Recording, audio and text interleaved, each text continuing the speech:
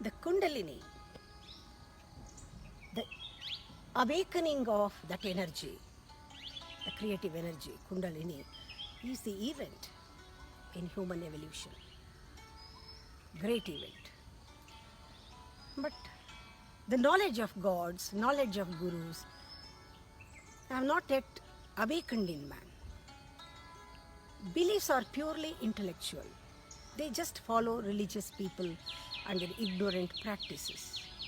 In order to awaken the real faith, in order to give the real vision of religion, gurus and gods, a spiritual revolution has to happen. For that, an initiating force, a transforming force is real guru. Real guru. The science of puja, science of worship, has to be revived in order to channel the spiritual emotion that is bhakti. And also we have to channel, we have to revive the fourfold paths, 4 yogas. We have to revive the karma yoga for dynamic action, for bhakti yoga, for channelization of emotion, for raja yoga, for the total control over psychic power, jnana yoga, to know the secrets, deeper secrets of spiritual life. All the 4 yogas are not different. It is like 4 branches of the same tree. The root and the fruits are same. Because the Jnana Yoga means the wisdom, Jnana. Without wisdom, there is no freedom.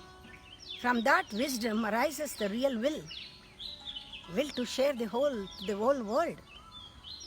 That is Raja Yoga, is for the intellect, buddhi. From there, real wisdom and will arises the love, bhakti.